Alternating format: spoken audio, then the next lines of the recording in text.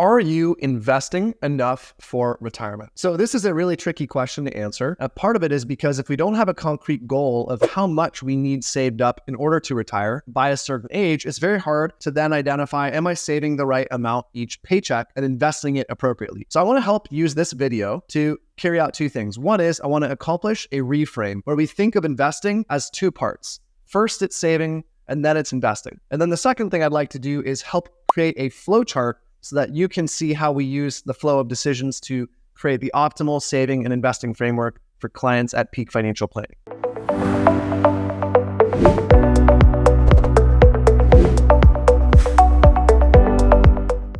If you're new here to the channel, welcome and thank you for joining us. My name is Eric Amzalag. I am a certified financial planning professional and the head financial planner at Peak Financial Planning, and we help you navigate the retirement risk zone. All right, so as I said before, we are trying to reframe investing as actually two separate components, the first being savings and the second being investing. And the reason I'd like to suggest this is the reality is saving creates investable dollars. And too often we start with thinking about investing, which is just what account and what investment do I put the money in, when in actuality, we should be thinking first about how do I optimize and create the most investable dollars. And then once I have a clear idea of how much investable dollars I'm creating, now I can create an investing plan that accounts for the rate of return I need because I know how much I'm saving. So I'm going to show you a flow chart in a few seconds here that helps you address part one, which is creating the most investable dollars by getting a handle on your savings. This can be done at any age. Now, the inverse of this would be at retirement. Instead of thinking about how to create the most investable dollars, now we're trying to think about how to create the most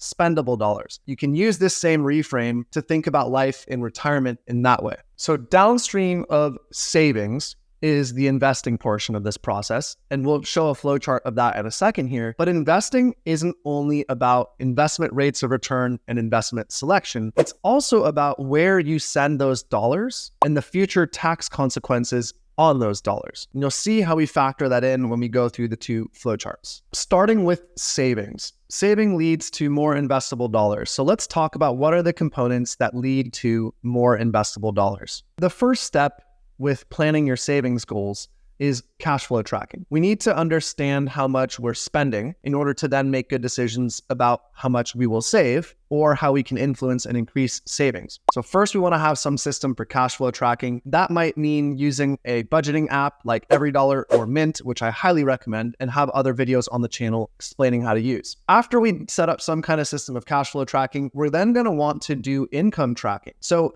I see this as a really overlooked area. Most of us think about our income in terms of our gross income. We get quoted a salary from our employer that is gross. It's before taxes, before healthcare, before the withholdings, before savings. And then we go out in the world and spend based on that gross amount. If I think I'm going to make $100,000 a year from my employer because that's my salary, and then I go out and spend as though I'm making $100K, well, I'm making a mistake because what I have to think about is my net. It's how much is left over after my employer has held out my taxes, held out all the deductions for my healthcare in California, state disability, whatever I happen to be in California. And then I have what's left over with which to spend and save. So we should be thinking about income as our net income. Now, this is also a big component of self-employed planning because for self-employed individuals, we have to pay our own tax, our own self-employment and FICA tax, and a lot of the time that gets overlooked. A profit-first system can be very helpful for that, and I have other videos on that if you happen to be self-employed. So we have cash flow tracking, net income tracking, and that will allow us to back out a savings rate. So it's our net income less all our cash flow or our spending leads to our savings rate. And then with that savings rate, which is both a percent and a dollar amount, we can start to make decisions. The first is, are we saving enough? Maybe, maybe not. We don't actually know yet. You could be saving 15% of your income. And the answer is for some people, that's enough. For some people, that's not. I have other videos that help you determine what's the right amount. But the idea here is once you've identified your savings rate and your savable dollars, now you can move on to what I call goal funding. Goal funding is setting up a system of goals and then sending dollars proportionally to those goals. And the reason to think about it this way is goals have different lengths of duration or lengths of time. Some are closer to your immediate need and some are much longer term goals. For example, retirement is a very long-term goal. You would put money aside maybe for 10, 20, 30 years. But something like a home purchase or a new car purchase are short-term goals, and you have to actually make a decision with your savable dollars. How much do you send to each of those goals? If you neglect current day goals like a house or a car in order to save all your dollars for retirement, you're making one set of a sacrifice. But if you do the opposite, such as only thinking about current or intermediate and short-term goals at the expense of your retirement, you'll be making another mistake. So we want to first understand savings rate, because then we can actually sit down, write out our goals, and then say, how much do I send to each goal in the appropriate amount so that it satisfies those objectives over time. And so if I repeat the savings flowchart here in one place, what we're looking at is starting with cash flow tracking, then moving to income tracking, net income tracking, identifying our savings rate, and then listing out and setting a proportional amount of that savings to each goal. With our savings portion understood, we can now move to the investing flowchart. So with our goals lined out, now we move into what I call asset location, or a cash management strategy. This serves two purposes. The first is we don't want to just let cash build up. We have set up a system of goals. Now we're maybe saving money towards each goal in an appropriate account. But if we just leave it sitting in one lump sum in a savings account, we're going to forget over time how much is earmarked for each goal. So we want to start by setting up a system of asset location or cash management, where we set up separate accounts for separate goals. That makes it easier on us for tracking purposes, so we don't have to keep some kind of an Excel spreadsheet or a mental model of how much has been earmarked for each goal. With the cash management system set up, now we can move into what's called asset allocation, which is commonly in the financial planning sphere thought about as a risk strategy, thinking about how much risk you can take on. I like to think of this as thinking more about what is the required rate of return you need for each of those goals. You create an asset allocation or a risk level based on how soon you need access to the money for that goal. So let's say you had 3 goals. One was to buy a car in the next year, one was to buy a house in the next 5 years, and the third was to set money aside for retirement. Well, we can assign a time frame to each. We just did it. The car is within 1 year, the house is within 5 years, and retirement is within 20 or 30 years. This means we can take on more risk for things that are longer out in the future, because we have more time to allow fluctuations in our investment values to smooth out.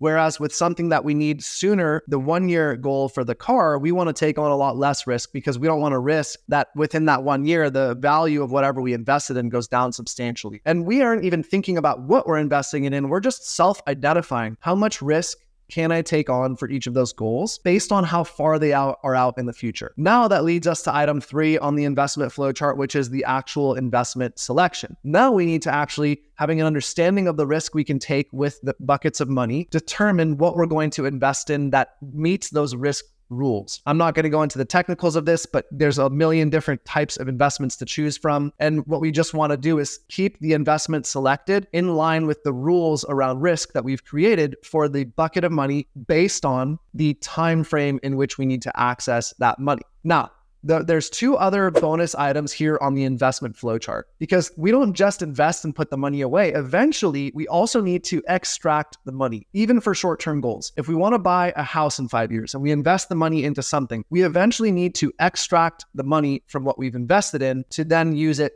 in dollars to buy the house. So we have 2 more steps to this investment flowchart that have to be thought about. The 4th step here is account level distribution. We need to think about what account type will we be drawing the funds from. An easy example of this are retirement accounts. If we put all our money into retirement accounts, a lot of them come with future tax burdens and penalties if we withdraw money for reasons that are not covered by the exemptions. So saving for a car in a retirement account might not make a lot of sense. And so we have to think about where we're going to take the money for that goal when we actually make the decision about where we put the money. So account level distribution has a tax and penalty consequence. The second bonus item here is what I call investment level distribution, which has to do with what investment within the matrix of investments do we actually liquidate to create the cash to fund our goal. This is a moving target that has to be identified on a case-by-case basis based on how investments are performing in the actual market environment, when you need the money, and what you're invested in. But we cannot simply have an investment strategy that has line of sight on an asset allocation and a set of investments that it's going into. We also have to be thinking about and tracking what we're going to pull the money out of, how we're going to do it, what are the tax consequences, and what is the account type and penalties that might be associated with it. So to summarize the investing flowchart for you here on the screen, we have an investment flowchart that begins with setting up a cash management or asset location strategy. What are the buckets and the account types you're putting the money in? Then an asset allocation strategy, which really relates to the length of time at which you'll need access to that money and the risk you can take on based on that length of time. Then we have investment selection, which is choosing the actual investments that meet those risk rules that we've made. And then we have account level distribution. So what are the tax and penalty consequences when we actually need to liquidate the investment and take the money out to fund the goal? And then what is the investment level distribution rules? What are the actual investments at that point in time when we liquidate to take the money and use it for our goals? So that completes our investing and savings reframe. I hope you find this useful. If you think through and make decisions through this flowchart, starting with savings and then through investing, you will make better decisions over time when it comes to funding your goals in your retirement. If you like videos on this topic, you can find a whole bunch more on our YouTube channel, Peak Financial Planning. If you'd like to learn more about our business and how we work with clients, you can find out more about our process on our website at www.thepeakfp.com. And there's a bunch of links in the description to this video below that include different retirement and financial independence related webinars that we offer for free. You can find the link below, or you can schedule time directly to my calendar using the Work With Us link in the description below. As always, thank you for your time and attention. If you have comments, questions, or concerns, please leave them in the comments section below, and we'll see you in the next video.